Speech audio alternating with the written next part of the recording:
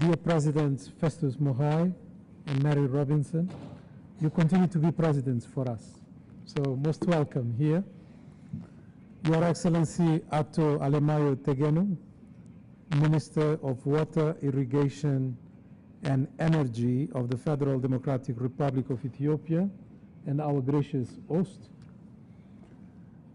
Your Excellency Commissioner Rhoda Peace, Commissioner for Rural Economy and Agriculture of the African Union Commission, my sister.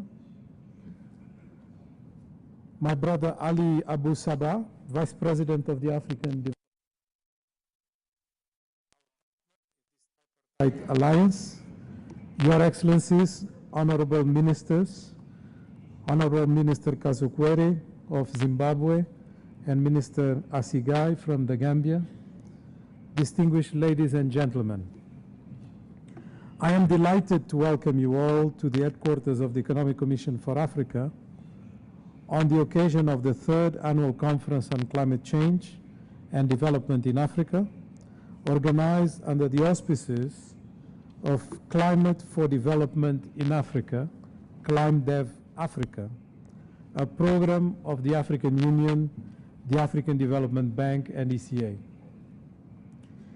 If we go back in history, we all remember the time when the Black Death plague killed so many people that must have thought it was the end of their world. Important civilizations died without clear explanations for their sudden fate. The Black Death was particularly acute in Europe, spreading poverty and decimating livelihoods. What came next, though, was spectacular transformation because less people had more resources, agriculture flourished, and trade spread. With the Industrial Revolution came urbanization. These historical episodes are all related to climate change. It was climate change variations that were at the basis of Black Death. It was the stability of climate that ensued and that lasted 300 years that allowed many of the human progress witnessed in the wealthiest regions of the world. Predictable winds propelled global routes. Access to water and other key resources were abundant and remained so for a long time. Well, that time is now over, and we know it. We are all certainly expecting this conference to offer a unique opportunity and space to discuss important issues deriving from striking findings and unpredictable future. In my opinion, we need to particularly look into two interrelated issues. First, we need to persuade the skeptics of climate change in Africa on just how vulnerable we are to it. We should do this by navigating scientific findings and hard facts that make its impact unequivocal. According to the just released report of the Intergovernmental Panel on Climate Change, IPCC, the last 3 decades have been successively warmer at the Earth's surface than any preceding decade since 1850. In the Northern Hemisphere, from 1983 to 2012 was the most likely, the warmest 30-year period in the last 1,400 years.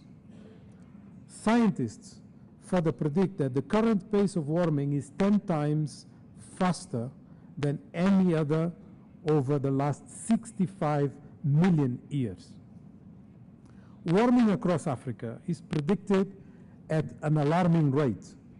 We are becoming familiar with some of the effects of climate variability across the continent. For instance, the severe droughts of 2011 in the Horn of Africa, where we are, and the 2012 drought in the Sahel region affected over 23 million people. There is also the example of ongoing coastal erosion and rising sea levels that threaten the very existence of Africa's small island developing states. Earlier this year, floods devastated Port Louis, Mauritius' beautiful capital. They were caused by 156 millimeters of rainfall that occurred in just less than 2 hours, resulting in major damage. The impact of rising seas and increasingly violent and frequent storms can make many tourist beaches disappear by 2050. Even our grandeur continental symbol, the Kilimanjaro, is losing its white cap.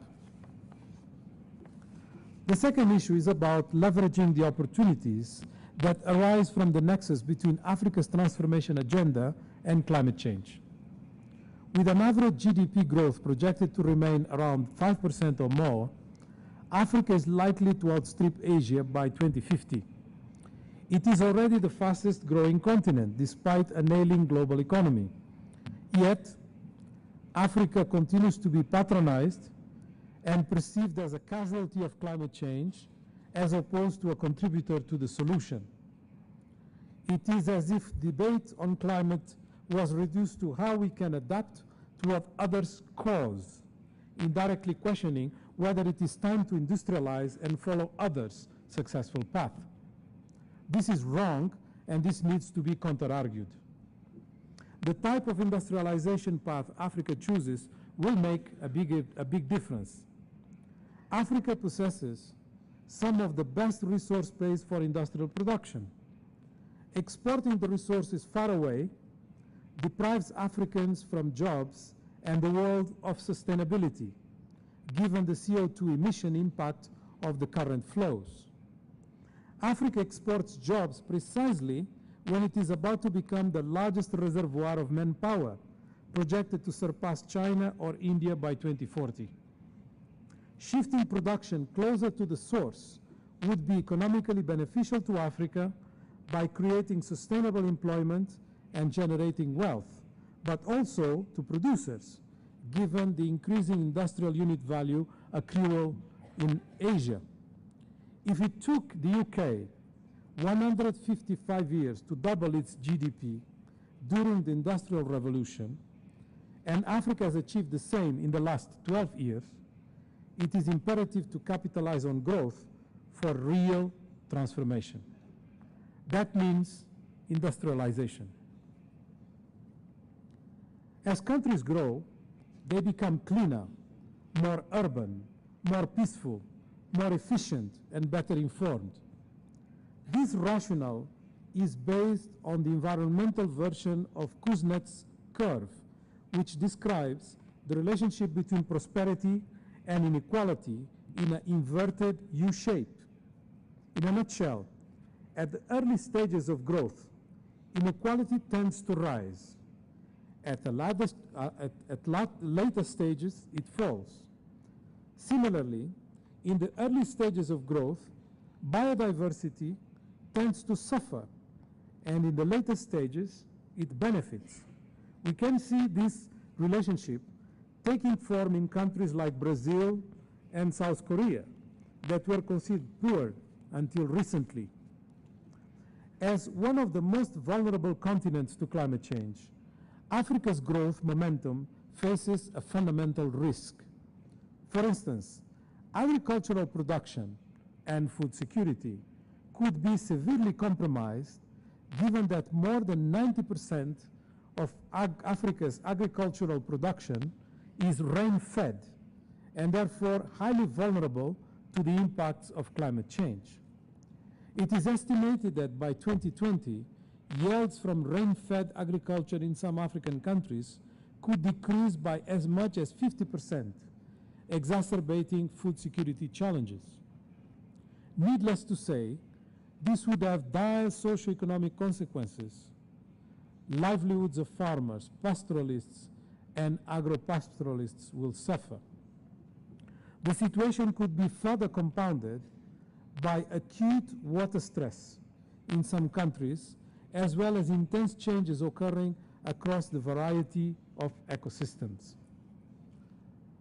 rapid urbanization and a population projected to double to attain 2.3 billion people over the next 40 years, representing about half of the global of the total globe's population growth, looks really daunting.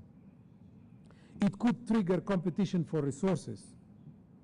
It can expose the world to a breakpoint with the largest and fastest urbanization seen in history. It can have devastating effects on a unique biodiversity. All of the above need not to happen, though. Africa has the largest reservoir of unused arable land, about 60%, and the lowest agricultural productivity. Copying other regions' experiences and the fortunes can be turned around. Africa needs agribusiness and a more efficient use of its resource base. A younger, more educated, connected, and urbanized Africa liberates energies, increases women participation, and allows for the IT revolution to leapfrog some of our major institutional backlogs. Industrialization can create the modern jobs younger Africans long for. They are tired of being poster children for poverty benefactors. They want to be part of transformation. Having said this, Africa is trapped in global negotiations on climate change, which on the whole are largely driven by global and external interests, not African interests.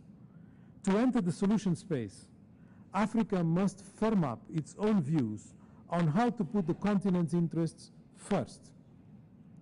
Climate change offers Africa an array of incredible investment opportunities that can reap dividends. Offering an African climate development policy can respond to the unique vulnerabilities and opportunities of the continent while positioning it to influence negotiations and outcomes. Let me propose a 6-point strategy. First, Africa has the potential to leap to a new clean techno-economic paradigm. For instance, the European Commission's Institute for Energy suggests just 0.3%, I repeat, 0.3% of the sunlight that shines on the Sahara and the Middle East deserts could supply all of Europe's energy needs, 0.3%. As Africa is not locked in any technology preferences, it can follow a green and clean energy pathway and leapfrog old carbon-intensive models and pursue a low-carbon development pathway. The growing awareness of environmental degradation and climate change is giving rise to new research and design priorities like clean energy technologies that could be scaled up rapidly. The continent is well positioned to absorb, adapt, and build on the vast quantities of scientific and technical knowledge already available. Many African countries, such as Cape Verde, Kenya, Ethiopia, Morocco, or Uganda, are already investing in innovative, renewable, and clean energy sectors and offsetting traditional energy sources dependent on fossil fuels, biomass, and forest resources. Second, greater investment in climate science, services, and the production of high-quality data is imperative for Africa. This is to facilitate the development of early warning systems and initiate much-needed research on climate impact, vulnerability, and adaptation, and for creating a knowledge economy. Many global, African, and national institutions are already making progress in transforming climate data, information systems, and science. In fact, one of the fundamental and priority undertakings of ClimeDev Africa is to make climate information widely available. Recently, ECA, WMO, World Climate Research Program, and University of Dar es Salaam, among others, concluded a very successful conference in Arusha. The focus was on identifying African climate research frontiers to guide research in the next decade that will contribute to climate information and knowledge, inform policy decisions, and development planning. Third, we have to improve our institutional and policy capacity. There must be investment in mechanisms for a concerted engagement of all key players, from climate and social scientists to development economists, policymakers, entrepreneurs, to users of climate information, and so on. Not only would this help coordinate efforts, it would also contribute to the design of innovative multi-sectoral strategies, mainstream climate change into national development plans, and usher in a new form of deliberative democracy. To prepare for climate risks in urban infrastructure and development countries could build climate-proof urban infrastructure and development and put transport systems on a low-carbon path like Côte d'Ivoire, Algeria, South Africa, and others are doing. Fourth, investing in expanded South-South partnerships can help risk management. By systematically sharing experiences and lessons, disaster-prone countries facing similar challenges can arrive at better climate change solutions. For example, the African, Caribbean, and Pacific small island states share similar challenges. They can step up efforts to address these challenges and establish South-South cooperation to focus on their unique challenge and incubate several options that will insulate from current vulnerabilities and develop future opportunities. It is essential for Africa to go beyond the sum total of individual countries' capacities. Fifth, let us leverage Africa's agriculture. With a growing population and the ever-increasing demand for food, investments in agriculture are critical. Investing in production technologies, innovation, water use efficiency, and sustainable land management are essential. The bulk of agricultural export across the continent is still predominantly in the form of primary products with very limited value addition. Leveraging the capacity of the private sector to scale up investment in agro-processing would create jobs and diversify export commodities, unlocking the sector's strong multiplier effect in the economy would further contribute to increased incomes and poverty reduction. And last but not least, sixth, let us use tourism for Africa's advantage and the world's biodiversity wealth. According to the UN World Tourism Organization, Africa is one of the fastest growing tourist destinations. There is already growing recognition of the urgent need for the tourism industry, national governments, and international organizations to develop and implement strategies to face the changing climate conditions. Scaling up investments in ecotourism could mitigate tourism's environmental impact, like the Gambia, Kenya, Rwanda, Zambia, Seychelles, and South Africa examples are demonstrating.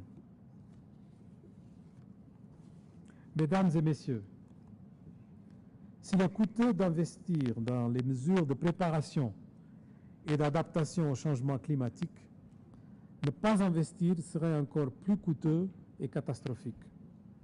Cela m'amène à m'arrêter brièvement sur la question de savoir si le mécanisme mondial en matière de changement climatique répond suffisamment aux besoins de l'Afrique.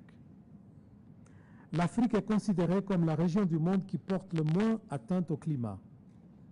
C'est un continent vert, pas nécessairement de couleur, mais de comportement. Ses émissions de gaz carbonique par habitant sont inférieures à 1 tonne par an. Elle contribue pour 2,4% seulement des émissions mondiales. Pourtant, le fardeau des changements climatiques, exprimé en pourcentage du PIB, est le plus élevé en Afrique que partout ailleurs dans le monde. Malgré la Convention cadre des Nations Unies sur les changements climatiques, l'Afrique reste créancière d'une dette écologique considérable. Il convient de saluer la Convention cadre pour sa pertinence au fil des années et pour avoir assuré à la question du changement climatique une visibilité au plus haut niveau. Grâce à elle, les pays développés se sont également engagés à mobiliser 100 milliards de dollars par an d'ici à 2020 pour financer l'adaptation des pays en développement au changement climatique dans le cadre du Fonds vert pour le climat. C'est une bonne chose, mais cela ne suffit pas. 21 ans après le lancement de la Convention cadre, les émissions mondiales n'ont cessé d'augmenter et les principaux pollueurs ne sont toujours pas juridiquement tenus de ramener leurs émissions au niveau requis pour éviter un changement climatique irréversible. Au lieu de cela, les pays directement responsables de 80% des émissions mondiales sont en train d'inverser la tendance en rejetant la notion de dette écologique. Les sommes que reçoit l'Afrique au titre de l'aide à l'adaptation sont vraiment négligeables, moins de 2% du total. Le développement économique ne figure pas au premier plan dans les négociateurs sur le climat et aucun accord n'a été trouvé au sujet d'un compte pertes et préjudices. Est-ce compatible avec l'Afrique que nous voulons? La prochaine conférence des parties, la 19e, qui se tiendra à Varsovie en novembre, aura pour objectif de parvenir à un accord global sur les changements climatiques d'ici 2015. Sera l'occasion pour le continent de peser sa voix sur le débat en exigeant notamment que soient financées des recherches sur les pertes et préjudices découlant des catastrophes liées au changement climatique. Par ailleurs, la justice climatique occupera une place centrale dans les débats de la 19e conférence des parties et il conviendra d'aborder la question dans un esprit pragmatique. Beaucoup feront valoir que les principes de la justice cumulative et distributive devraient s'appliquer. Il faut espérer que les pays développés prennent l'initiative et la responsabilité de lutter contre les changements climatiques puisqu'ils ont jusqu'à présent contribué le plus. Je pense que la justice climatique ne doit pas se réduire à un moyen de régler des problèmes tels que la répartition des richesses ou de réparer les injustices de l'époque coloniale. Pour les nations en développement, rattraper le monde développé en termes d'émissions cumulées n'est qu'une question de temps. La justice climatique consiste à promouvoir une approche pluridimensionnelle englobant la responsabilisation et pas seulement à défendre l'équité dans la répartition des risques et des avantages environnementaux. La façon dont le dérèglement climatique affecte la vie et les moyens de subsistance des gens varie nettement selon les cultures, les communautés, les disciplines, les nations et les régions du monde. La justice climatique suppose d'accepter le principe de responsabilité commune, mais différenciée, et de tenir compte des capacités respectives des uns et des autres pour réduire leurs émissions de gaz à effet de serre. Les pays qui émettent le plus de gaz à effet de serre et disposent de plus de moyens pour agir doivent réduire leurs émissions les premiers. Tout accord sur les changements climatiques, digne de ce nom, doit viser à un équilibre entre les coûts et les avantages. Mesdames et messieurs, dans le passé, des changements climatiques se sont produits pour le meilleur et pour le pire, le plus souvent sans que les hommes aient pu savoir pourquoi. Désormais, nous savons. L'Afrique peut prendre l'initiative pour éviter le pire et attendre le meilleur. Nous ne devons pas nous contenter d'être des spectateurs. Je vous remercie.